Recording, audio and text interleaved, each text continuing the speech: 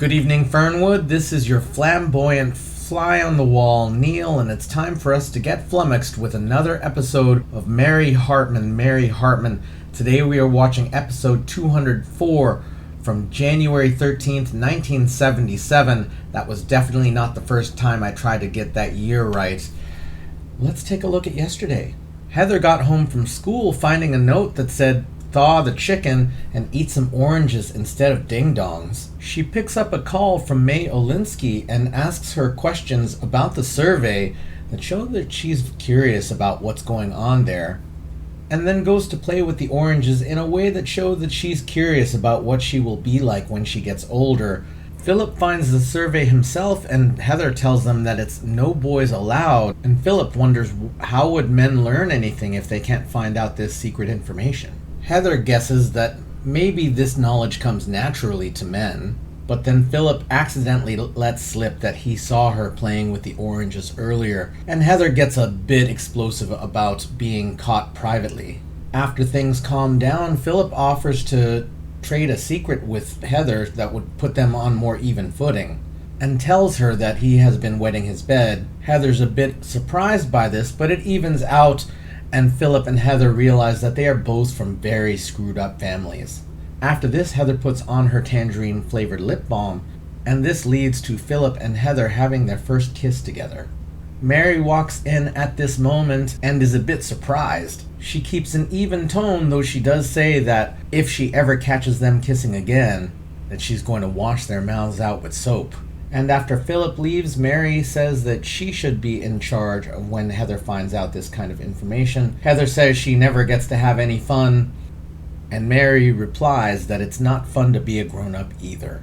Someone who isn't having so much fun is Harold Clemens from the Fernwood Courier. He is feeling incredibly awkward as Wanda and May explain the ideas behind their campaign, and he gets flustered when he hears their motto, that foreplay is fair play.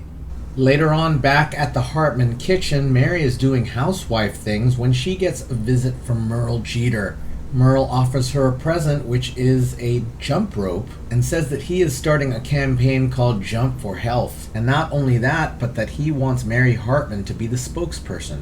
There's a bit of a pervy undercurrent to this, but he wants Mary to jump rope for him, and he says it's very important. At which Mary does start jumping. It's awkward at first, but she seems to enjoy it. Heather comes down asking them to keep it quiet because she's having trouble sleeping, but after Heather leaves, Mary proceeds to jump again with a little bit of a smile on her face. And over at the Gimble residence, Garth is saying grace before dinner with Phil and Patty. Garth takes all of the food and insults Patty's cooking. Garth sends Philip to his room, but Philip feels protective of his mother. They have a bit of an exchange that leads to Garth picking up many of his utensils and threatening to kill Patty. And Patty says, "I don't care anymore, but let's just talk about this to save our marriage and to save our lives. Let's spend 5 minutes talking about this." And to this, Garth has given 5 minutes exactly, and he's glad to have a digital watch to time it. And everyone, I expect that's where we're going to be picking up today. This has been a pretty ugly relationship to watch, so I don't know if excited is quite the word, but this is where we are. Why don't we get there?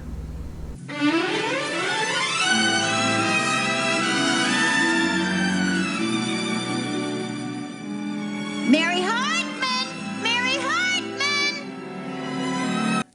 4 minutes and 45 seconds left, kiddo. Time is ticking away. You want to talk? Let's talk. Let's get serious and talk.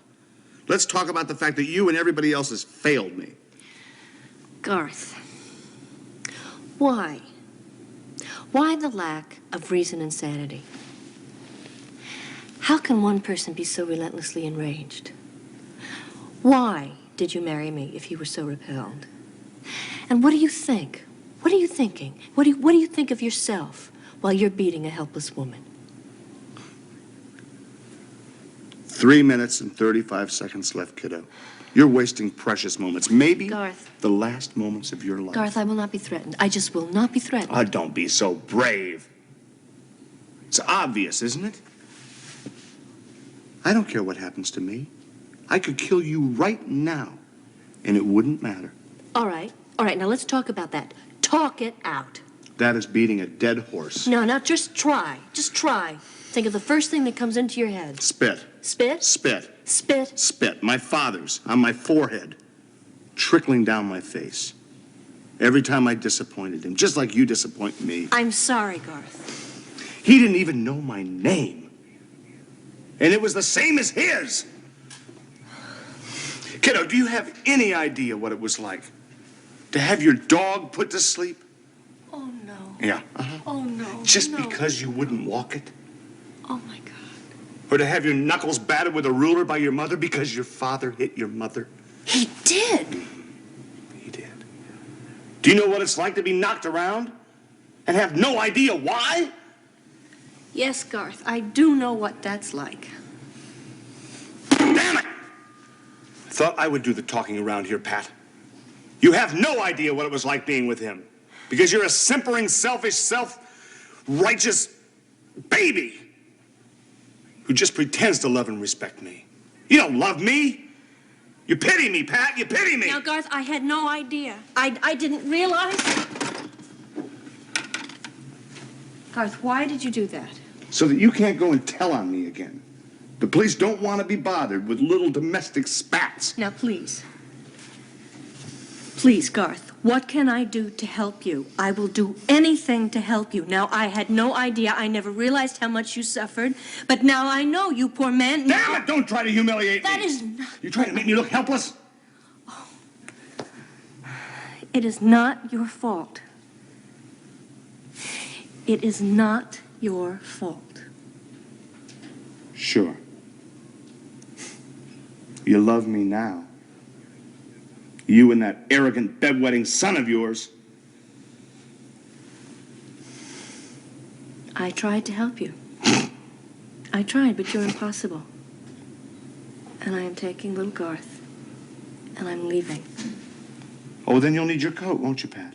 Your big, fluffy winter coat. It's right over here in the closet, Pat. Oh, no, Garth. No. Now that you know my sad story, no. I'm not going to let anyone find out No, about it. I won't tell anyone. I know you won't. Oh, Pat, this is killing me to do this. Mom, are you all right? Damn that kid. Why can't he mind his own business? All right, listen, Pat. Try to act natural and answer him. Okay, go ahead. No funny business. Okay? It's nothing, sweetheart. It's nothing. Really nothing. Boy, that was a lousy job of acting. No matter how selfish you are, why ruin this kid's life by dragging him into this, huh? Where's Mother? Mother. I think she went out to get some air. Garth! Let me out of here! Let me out, Garth! You want to go get a pizza?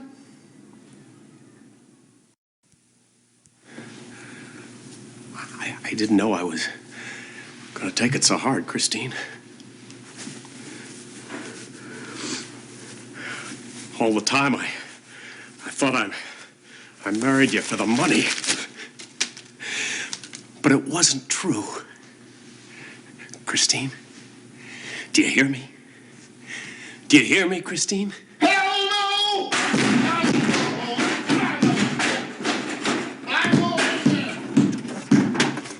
Don't move! Oh, don't move, huh? I spent some time in Iwo Jima, you young punk. I'm Kathy's father, George Shumway.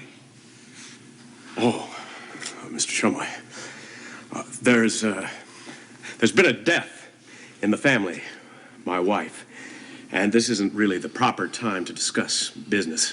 Well, I'm which very is something sorry. Yes. I'm very sorry about your wife. And I'm not here to discuss business. I'm here to discuss life. Oh, yes. Right, I see. You know, I don't know much about you jet setters. I guess you think you can buy anything. But in my circle, real people, they don't go around buying and selling flesh. Well, your daughter wasn't forced into giving us the baby. It was an agreed-on deal, Mr. Shumway. Deal? I'll make you a deal. I'm coming as a gentleman. And I'm saying to you, let Kathy keep that baby. and I'll gladly refund your check. I don't think you understand the importance of the child. You see, the continuation of the great family name to Mr. Adams' pride. For 23 years, I worked in his plant, and he spoke to me 3 times, and 2 of those times was to say, get out of my way. And I'm quite sure that if Mr. Adams knew that the heir apparent to the Adams line was really the Shumway line, he wouldn't be very proud. Yes, well, then you know how mean and hot-tempered Mr. Adams can be. You see, I don't think I would dare tell him the truth about the baby. He'd kill me. Listen, you young punk! Has Kathy ever told you how mean and hot-tempered I am? Huh? Oh, yes, I see you're right. Well, perhaps I should tell Mr. Adams the truth. Oh, I think you should, and if you don't, I will. I will. You get me? You better get me. Because I don't think Mr. Adams would be very happy if he knew that a Shumway was going to end up owning the plant in Fernwood. You have a point.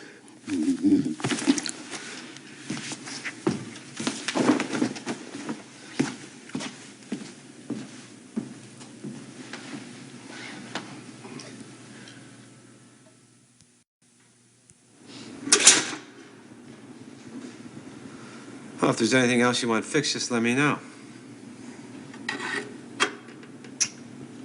This cup of soup sure takes a long time to boil. I don't know. I've been wearing my watch. There's no sense in keeping track of time. Oh, Tom, come on. You'll get another job. I'll help you. What do you want to do? Well, I thought I'd put these hooks up here, you know, by the stove here. Right there, yeah. I can't get this toaster oven to work. I know, it's been broken ever since Heather tried to broil a leg of lamb in it. So what are you gonna do? For work, Tom?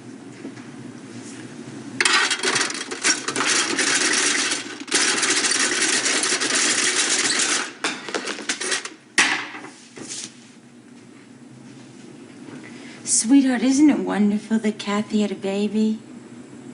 Remember how happy we were when Heather was little? Even though she did look a little like Edward G. Robinson. But then she got prettier when she started to look like Spencer Tracy. Damn it, Mary, will you shut up? Look, I cannot concentrate when you babble like that. Oh, so now I can't do anything while you're concentrating? You know, it's my kitchen. Oh, Mary, I'm sorry. I mean...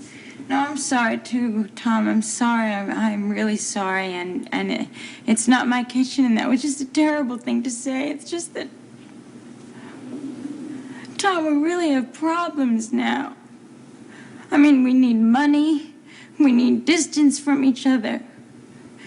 I mean, you have to leave this house in the morning so you can come back home at night, and I need that too. What is it? What's the matter? You don't want me around here? No, I didn't say that I don't want you around. It's just between the hours of 8 and 6. I'm sorry, Tom. It's just not working. We're at each other again. Don't you see Heather gets hurt by this too? Yeah. I don't know what to do. I really don't. I've hit rock bottom, that's all. I don't know what's going to happen. Well, maybe good things. No, I'm not. I'm not providing for my family. I mean, I'm not a man. That's... Oh, Tom, come on. I would rather be poor with you than rich with anybody else. I mean, you don't do crazy things. You don't beat up people. You're not mean to people. I mean, you always do nice things. You don't ever do anything that isn't thoughtful or decent. I mean, to me, you're a man.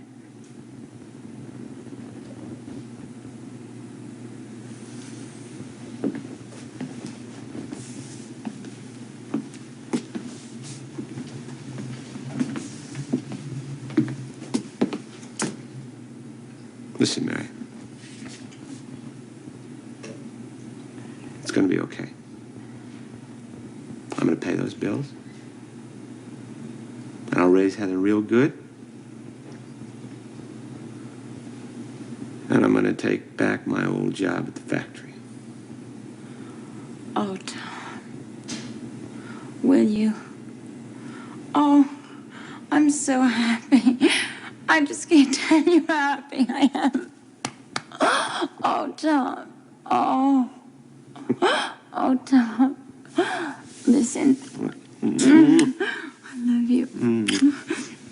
I hope you won't be angry with me, but I have a little present for you. You do? Yeah. And I was afraid to give it to you before, so could I give it to you now? Sure. Okay.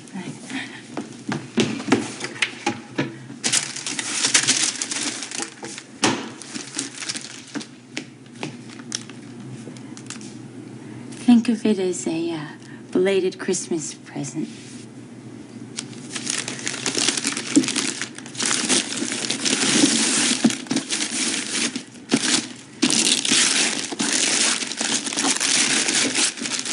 It took me a long time to find it, and I hope you like it.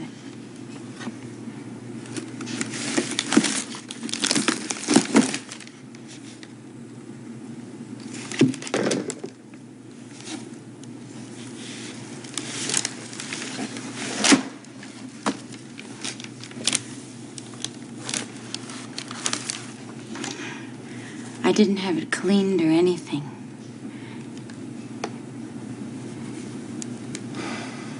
Oh, Mary.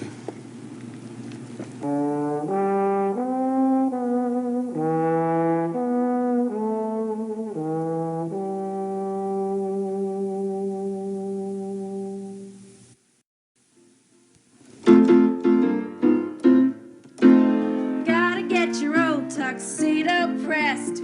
Gotta sew a button on your vest, 'cause tonight you got to look your best. Lulu's back in town. Gotta get $50 somewhere. Gotta shine your shoes and slick your hair. Got to get yourself a boutonniere. Lulu's back in town. Tell all your pets, all your blondes and brunettes, that you fellas regret that you won't be around. You can tell the mailman not to call. You ain't coming back until the fall. In fact, you might not get back home at all. Lulu's back in town. You heard me. Lulu's back in town.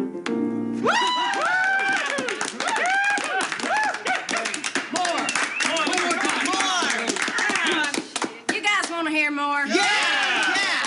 Well, suffer, suckers. Terrific.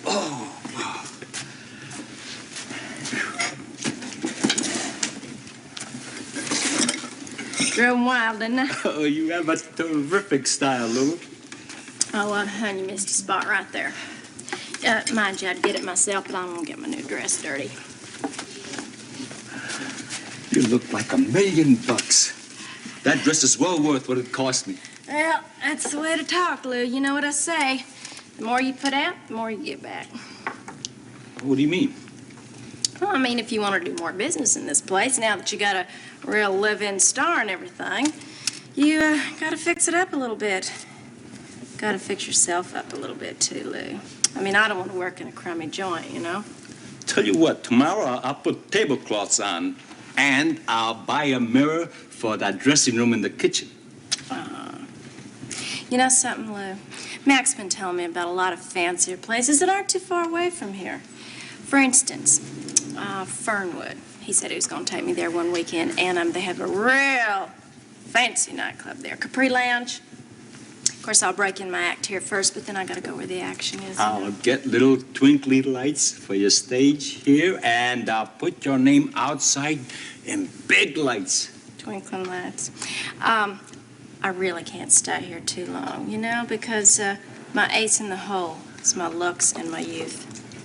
Look, you're not going to go out with this Max Slattery. He's just a big, dumb truck driver who doesn't even own a MasterCharge card.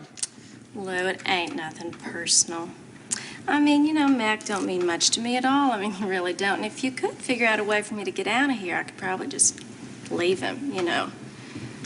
The thing of it is, maybe if you could sell this place, and then you could take me to a real rich place like San Clemente or something. I mean, I hear that's where all the rich people go. If you could just get me out of here, Lou, I want to be rich. I don't want to live in a dump like this. Sell it. Sell this place? Lulu, it's all I have in the world. The world has better things to offer, Lou.